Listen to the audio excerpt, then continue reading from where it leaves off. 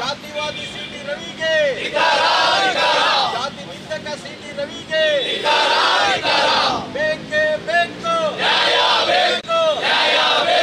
ಬೇಕೇ ಬೇಕು, ಸವಿತಾ ಸಮಾಜವನ್ನು ನಿಂದಿಸುತ್ತಿರುವ ಸಿಟಿ ರವಿಗೆ, ಸವಿತಾ ಸಿಟಿ ರವಿಗೆ, ಅಯೋಗ್ಯ ಸಿಟಿ ರವಿಗೆ, ಜಾತಿವಾದಿ ಸಿಟಿ ರವಿಗೆ. ಆತ್ಮೀಯರೇ, ಈಗ ಅಪೂರ್ಣ ಅಧ್ಯಕ್ಷರಾದಂಥ ನಾಗರಾಜರವರು ಮಾತಾಡ್ತಾರೆ.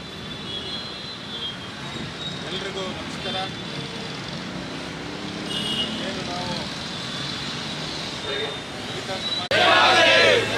ಸಮಾಜದ ಹೋರಾಟಕ್ಕೆ ಕೋಟಟ್ಟಿ ಸಿಟಿ ರವಿಗೆ, ಜಾತಿಯನ್ನು ನಿಂದಿಸುತ್ತಿರುವ ಸಿಟಿ ರವಿಗೆ,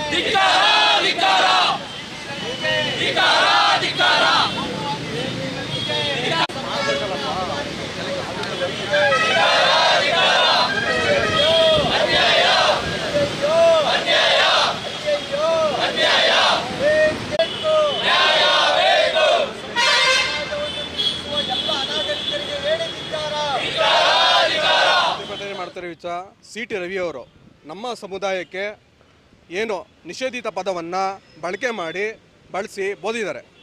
ಆ ವಿಚಾರದ ಬಗ್ಗೆ ಇವತ್ತು ನಮ್ಮ ಜಿಲ್ಲಾದ್ಯಂತ ಅಲ್ಲ, ರಾಜ್ಯಾದ್ಯಂತ ಕೂಡ ಕಲಬುರಗಿ, ಮೈಸೂರು ಎಲ್ಲ ಜಿಲ್ಲೆಗಳು ಕೂಡ ಪ್ರತಿಭಟನೆಗಳನ್ನು ಮಾಡ್ತಾ ಇದ್ದೀವಿ.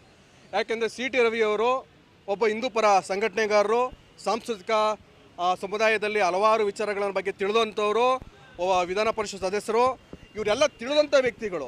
ಈ ಸಮುದಾಯದ ಒಡನಾಟದಲ್ಲಿರುವಂಥ ಎಲ್ಲ ವ್ಯಕ್ತಿಗಳು ಈ ಥರ ನಮ್ಮ ಸಮುದಾಯವನ್ನು ನಿಂದಿಸಿ ಬೋದಿರೋದು ಇದು ಮೊದಲನೇ ವಿಚಾರ ಅಲ್ಲ, ಇದು ಎರಡನೇ ಸರಿ ಅವರು ಮಾತಾಡಿರುವಂಥದ್ದು.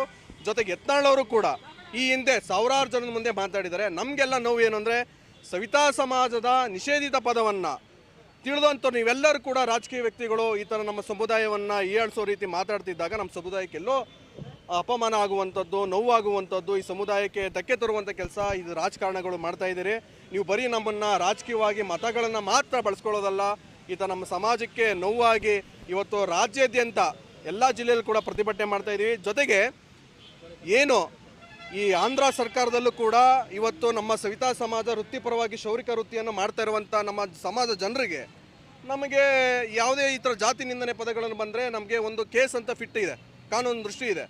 ಜೊತೆಗೆ ನಮ್ಮ ಈ ಸಮಾಜವನ್ನು ಪರಗ ಒಂದರಲ್ಲಿ ಸೇರಿಸಿದ್ದೀರಿ. ಬಟ್ ಆದರೆ ನಮ್ಮ ಕರ್ನಾಟಕ ಸರ್ಕಾರದಲ್ಲಿ ಯಾವುದೇ ರೀತಿ ಈ ಸಮುದಾಯ ಜನರನ್ನ ಗಣನೆಗೆ ತಗೊತಾ ಇಲ್ಲ. ಯಾಕೆಂದರೆ ನಾವು ನಿಮ್ಮನ್ನು ಸುಂದರಗೊಳಿಸ್ತಾ ಇದ್ದೀವಿ.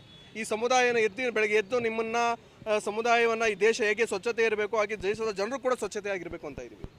ಈ ದೇಶಕ್ಕೆ ಸ್ವಾತಂತ್ರ್ಯ ಸಿಕ್ಕಿದ್ರು ಇನ್ನೂ ನಮ್ಮ ಈ ಸಮಾಜಕ್ಕೆ ಸ್ವಾತಂತ್ರ್ಯ ಸಿಗ್ತಾ ಇಲ್ಲ. ಅದು ನಮ್ಮನ್ನೆಲ್ಲರ ನೋವು. ನಮಗಿನ್ನೂ ಕೆಲ ಕಡೆ ಮನೆ ಬಾಡಿಗೆಗಳು ಕೊಡಲ್ಲ. ಸತ್ಯವಾಗಿ ಹೇಳ್ತಾ ಇದ್ದೀನಿ, ಕೆಲ ಕಡೆ ಹೋದರೆ ಮನೆಗಳು ಕೇಳಿದ್ರೆ ಯಾವ ಸಮಾಜ ಅಂತ ಕೇಳ್ತಾರೆ. ಸವಿತಾ ಸಮಾಜ ಅಂತಂದರೆ ಬೆಳಗ್ಗೆ ಇವ್ರು ನೋಡ್ಬೇಕು, ಯಾವ ಕೊಡಬೇಕು ಅನ್ನೋ ದೃಷ್ಟಿಲಿ ಇವತ್ತು ಕೂಡ ಗ್ರಾಮೀಣಗಳಲ್ಲಿ ಕೆಲವು ಕಡೆ ಭಾಗದಲ್ಲಿದೆ, ಸಿಟಿಲೂ ಇದೆ.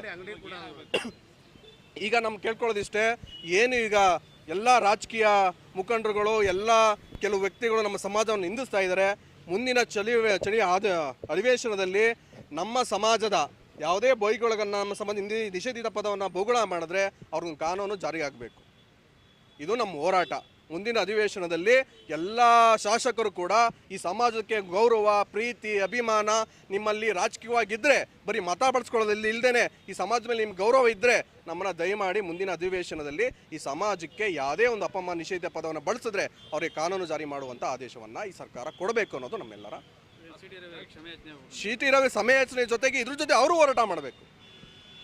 ಕ್ಷಮೆಯಾಚನೆ ಅಲ್ಲ, ಮೊನ್ನೆ ಯಾವುದೋ ಒಂದು ನೋಡಿದೆ, ನಾವು ಯಾರೋ ಮೀಡಿಯಾದವರು ಅದನ್ನು ತಿರುಗಿಸ್ಬಿಟ್ರು ಅಂತ ಹೇಳಿದ್ರು.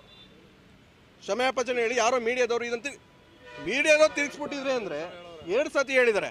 ಅದನ್ನು 2 ಸತಿ ಹೇಳಿದ್ರು ತಿರುಗಿಸ್ಬಿಟ್ರು ಅಂತಂದರೆ ಕಾನೂನು ಜಾರಿಗೊಳಿಸಿ ಅವ್ರ ಮೇಲೆ. ನೀವು ಹೆಂಗಿದೆ ಎಲ್ಲ ಗೊತ್ತು, ಆಟ ಯಾರದ್ದು ಏನಂತ ಎಲ್ಲ ಗೊತ್ತು, ನೀವು ಕಾನೂನು ಜಾರಿಗೊಳಿಸಿ.